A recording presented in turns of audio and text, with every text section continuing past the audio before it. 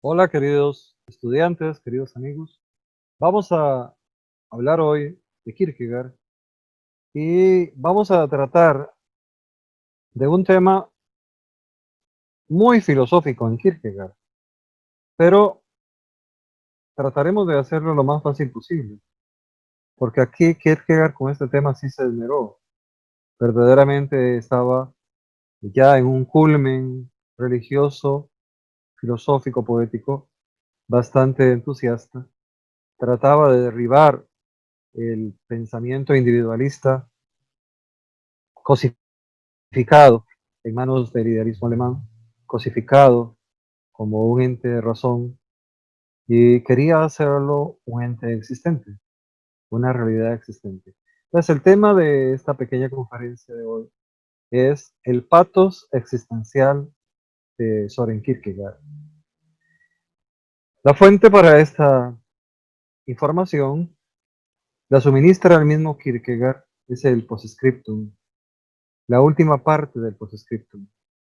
O sea, dicho con otras palabras, después de haber Kierkegaard establecido con las migajas filosóficas, o sea, con semillitas de filosofía, en lugar de una enciclopedia, semillitas de filosofía, la necesidad de hacer filosofía y de tener un tema filosófico que se llame el hombre, y de descubrir que más que conocimiento, a la hora de filosofar lo que se tiene son paradojas, temas en contraversión uno con otro, en disputa uno con otro, en diferencias unos con otros, establece la necesidad de una vida coherente a partir del ejercicio de la propia voluntad.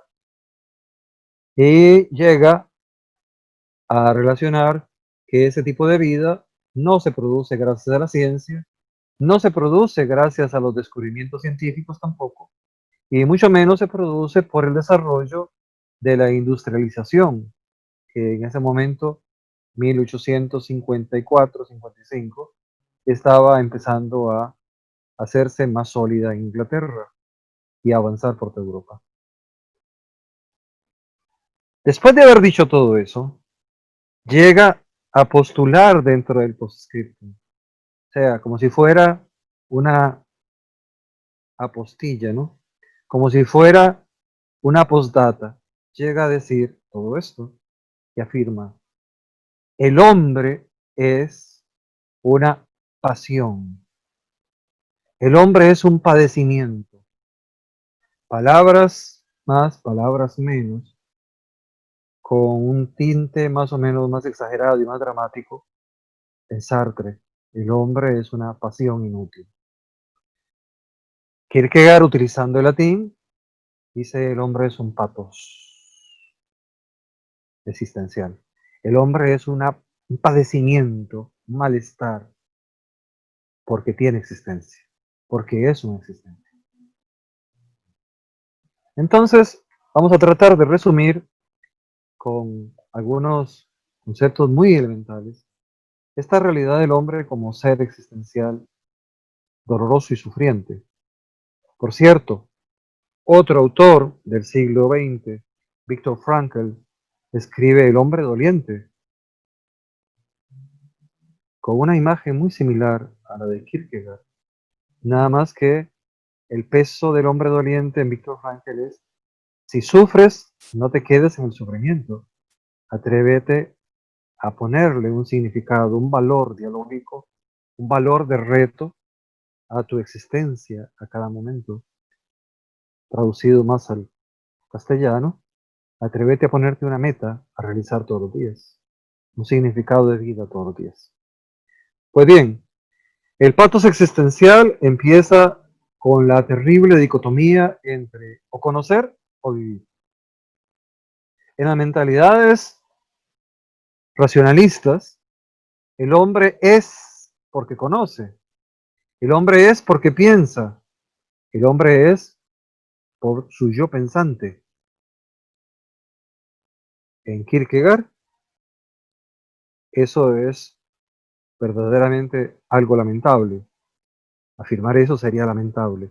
El hombre es conjuntamente con el desarrollo de su yo intelectual, de su yo racional, pero también, por eso conjuntamente, con el desarrollo de sus deseos contradictorios, de sus pasiones catastróficas, de sus contradicciones de vida, de sus angustias cotidianas, de sus desesperaciones espirituales. El hombre es todo eso. Ese es el primer punto. El hombre no es una realidad definida, concreta, establecida y determinada de una vez y para siempre. No es una tabla de Linneo de género y especie. No es eso. Es mentira que el hombre sea un ser racional solamente. El hombre es algo más. Por tanto, el pensamiento especulativo tiene que admitir que además de razonar, se puede creer, se puede sentir y sobre todo se puede fingir que se razona, que se siente, que se piensa. Y por eso se descubre el espíritu humano, porque el espíritu humano es el capaz de estas cosas, es el que es capaz de estas cosas, es el capaz de fingir, de poner una máscara y no de evidenciar la personalidad que es. Y por tanto es el autor de la desfiguración de lo bello. De lo interesante, ¿no? Es el autor de la desfiguración de lo bello, el mismo ser humano. Y lo bello sería el desarrollo de su espíritu, el desarrollo de su verdad, el desarrollo auténtico de la plenitud de su ser espiritual, de la plenitud de sí mismo, porque según Kierkegaard, el desarrollo de la libertad es el desarrollo del espíritu. Y eso es el desarrollo de su mismidad. Espíritu y mismidad se identifican en este proceso de patos, de liberación espiritual, de dolor espiritual. Y entonces el patos aparece, vean qué interesante, aparece como motivo para descubrimiento, aparece como solución de los motivos del descubrimiento y aparece como un germen que se va desarrollando más y más y más y que al final lo que era un dolorcito se convierte en una gloria. La semilla tiene que morir para que nazca el fruto, para que aparezca el fruto. Otro elemento importante en este patos existencial es que las teorías sistemáticas no hablan de la creatividad del espíritu, de la realidad de autodeterminarse uno por sí mismo. Las teorías sistemáticas no consideran eso, porque precisamente la libertad del espíritu es lo más asistemático de todo lo que se puede dar en el hombre. Es más, es lo más asistemático de lo que se da en la historia. Todos los pueblos han existido, todas las civilizaciones han existido, efectivamente, pero todas bajo condiciones distintas, muy similares a veces, pero con soluciones distintas. Por tanto, no existe la determinación definitiva, clásica y clara de uniformidad en todos los pueblos y en todas las personas, mucho menos en cada ser humano. Lo sistemático entonces que hacía que el hombre se pudiera entender fácilmente, no. Lo sistemático no es propio del hombre. Lo propio del hombre es lo asistemático, lo creativo, lo cambiante. Los objetos sí son inertes. La famosa newtonicidad de la inercia, según Kierkegaard, la famosa inercia espiritual de las gentes, eso sí es inerte, pero eso es autodestructivo. Nadie puede vivir así mucho tiempo. Las cosas sí son inertes. A ellas se les puede aplicar sistematicidad. A las piedras, a los ríos, incluso a las estrellas se les puede diagnosticar ciclos, a los eclipses, pero a las personas no se les puede poner un ciclo. No se les puede encajar en que todas se comportan exactamente igual ante las mismas condiciones. Aquí hay una especie de pedrada, ¿no? A las ciencias que quieren normatizar la conducta de las personas. Otro gran punto es que los pensadores especulativos ven en la personalidad una cosa dicotómica, el cuerpo, el alma. el cuerpo, la mente. En el pathos existencial kierkegaardiano, empezamos por el cuerpo, el culto, el amor, la predilección por el cuerpo y las satisfacciones corporales nos descubren el vacío del alma. El vacío del alma nos descubre la realidad del espíritu y al final el espíritu es la unión entre el cuerpo y el alma y se descubre como una unidad misma, como una mismidad. Yo soy la reunión de todo esto. Yo no soy solo el cuerpo por aquí y el alma por allá. No, no, soy esta unidad integrada. Y he sido miope, soy miope, cuando creo que soy solo uno de los polos. Soy la unidad. El hombre es una unidad. El atomismo espiritual es un vicio de perspectiva. Y por tanto, para enjuiciar la existencia humana, yo puedo, o para valorarla, yo puedo poner términos, poner condiciones o poner conceptos para comprender lo que significa ser un ser humano. Y ahí aparecen entonces las categorías kierkegaardianas. Cuando hablo del pathos existencial, necesariamente me aparecerán categorías kierkegaardianas. O sea, conceptos fundamentales para entender eso que se llama la existencia, vale la redundancia, del existente humano, sea en su estado estético, en su estado ético o en su estado religioso. Hay categorías fundamentales. ¿Cómo cuáles? La categoría de finito, la categoría de verdadero, la categoría de subjetivo y la categoría de subjetivo igual verdadero, verdadero igual subjetivo. La categoría de el infinito verdadero, el infinito subjetivo. La categoría de el tiempo y la temporalidad. La categoría del instante. La categoría de la posibilidad o libertad. La categoría del pecado original. De la liberación espiritual. Del crecimiento del espíritu. La categoría de espíritu. La categoría de mismidad. La categoría de repetición, de angustia, de melancolía, de ironía, la categoría de desesperación, de paradoja, la categoría de salto. Todas esas categorías aparecieron cuando yo estaba tratando de conocerme como ser humano. Cuando yo intervine para darle a mi vida el eje que yo como ser humano quise darle. Ahí Dios no se metió. Kierkegaard es absolutamente firme en eso. Cuando yo quise ser yo, Dios no se metió. Cuando yo quise ser ético, Dios no se metió. Cuando yo quise ser religioso, Dios no se metió. Y cuando yo quiero ser religioso, Dios tampoco se metió. Mi conciencia lo descubre. Él se acerca, se insinúa como una novia, dice Kierkegaard.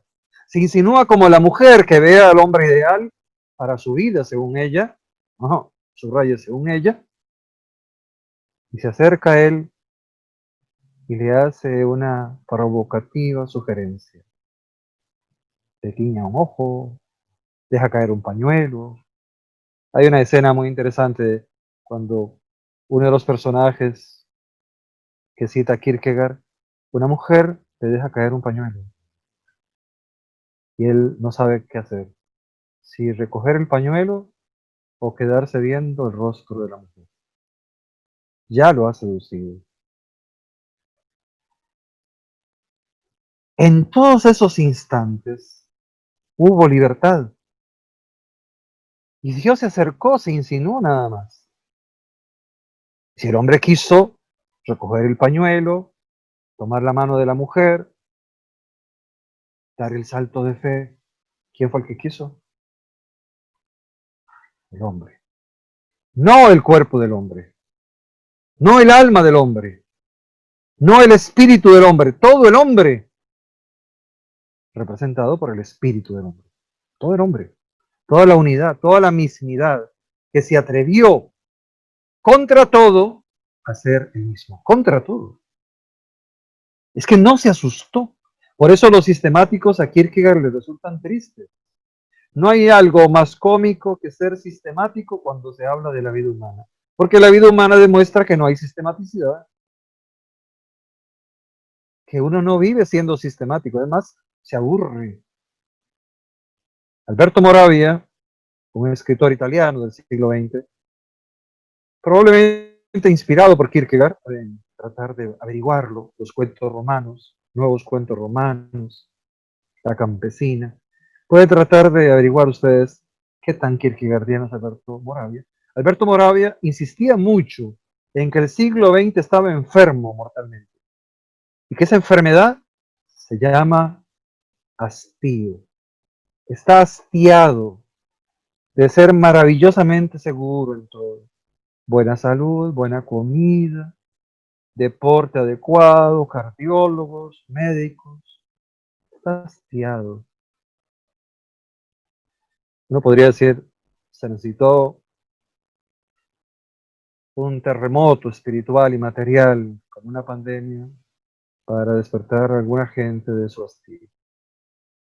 Diríamos con Kierkegaard, tal vez la providencia se insinuó por ahí. Aparte de eso, ese Dios kierkegaardiano no se mete con el hombre, se insinúa. Cuando el hombre se mete en relación personal con ese Dios, el hombre puede esperar que el ser infinito, en tanto persona, quiere interactuar también con él. Y las interacciones serán sugerencias espirituales, serán refrescamientos espirituales y de vez en cuando una prueba. Y la prueba que casi siempre manda la providencia es la angustiosa experiencia de que los demás que te están rodeando, hombre cristiano, están empeñados en castigarte porque eres cristiano. Otro momento interesante es la inmensa contradicción que experimenta el hombre cristiano entre ser una pasión y extenderse apasionadamente a Dios. Ser un hombre esteta y extenderse apasionadamente a la búsqueda de una vida religiosa. Eso lo puede encontrar en el capítulo 11 del Postscriptum. Entonces, existir es algo que se da entre pasiones, apasionadamente, y también apasionadamente buscar a ese Dios. Luego existe un problema entre el pensamiento y la vida que se plasma. Uno plasma, uno concreta la vida que uno ha querido diseñar. La respuesta es no necesariamente. A veces sale bien, a veces sale mal. Y luego, nada ni nadie puede asegurarnos una existencia humana científicamente probada, real y satisfactoria. La vida humana no llega hasta eso. La existencia humana no llega hasta eso. Y luego, la vida humana, correcta, sana, tampoco tiene una señal que le diga a uno, va por buen camino, adelante, sí, va derecho, va a vivir 190 años y dichoso. No, no, tampoco. Lo que sí encuentra el hombre cristiano, el existente cristiano, es que confiando en la providencia puede vivir muchos años confortablemente, a veces, y otros pues llenos de cierta zozobra por la manera en que las pruebas lo van llevando. Entonces hay una especie patética de referencia cotidiana. Nadie se escapa, si es cristiano, del sufrimiento, pero igualmente nadie se escapa, si es hombre esteta, de darse cuenta tarde o temprano de que lo estético no satisface. Igual que si es ético, no se podrá escapar de descubrir que por más reflejo que sea de la moralidad, de la normalidad, de la normatividad, de la aceptación social, la insatisfacción vital, el desgaste espiritual, la posibilidad del pecado, tardan de hacer huella, heridas, diría Kierkegaard, en el espíritu humano. El pathos existencial es una transformación de vida, o sea, Vamos caminando, caminos de la vida, ese famoso libro de Kierkegaard, Estadios del camino de la vida. Es un progresivo avanzar entre elecciones, entre alternativas. Nunca es estable, nunca es definido, siempre tiene la dirección de un fin, pero a veces se desanima en el camino. Por eso duele, eso produce zozobra. No es el famoso proceso en el cual vamos a llegar con éxito a tener un fin material. No hay fines materiales. En el patos existencial cristiano no hay fines espirituales. El terreno ético es un terreno de transacciones de normas, de cumplimiento de normas. Y por tanto, la conciencia se puede confundir con el ser existente. Ya la conciencia moral se puede confundir con el ser existente. Ese es el problema del racionalismo francés. Este es el problema de la modernidad. Confundir un yo con un yo que se piensa, con un yo que piensa, con una conciencia instruida, ilustrada, lúcida. No, el hombre es algo más que eso. Y agrega Kierkegaard en el postscriptum, a todo hombre por esencia, o sea, por realidad antonomasia, debemos considerarle dotado de algo que lo hace propiamente miembro de la condición humana. La tarea de un pensador subjetivo consiste en hacer de sí mismo un instrumento capaz de expresarle a los demás con claridad y precisión lo propio del hombre y en lo que consiste la existencia de ser un ser humano. ¿Cuál es el propósito de un pensador cristiano existencial? Decirle al hombre qué es lo propio de ser hombre. Tener angustia, libertad, pena, elecciones, hacer un propósito de vida y que falle y arrepentirse después y tener angustia y tener desesperanza y caer en el pecado y volverse a levantar y a dar un acto de fe, en lo que consiste ser un ser humano y en lo que consiste la verdadera existencia como proceso de formación de vida cotidiana.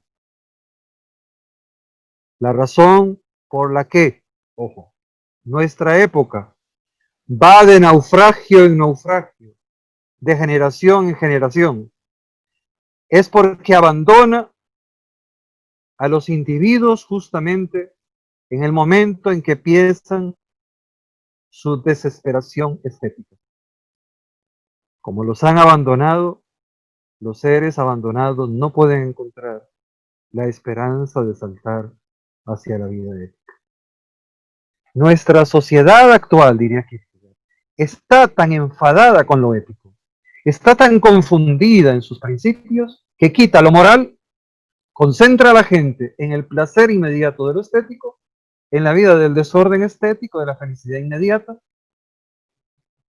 y cuando el hombre siente una crisis, no le dice, hombre, salta lo ético. No, es que han destruido lo ético previamente.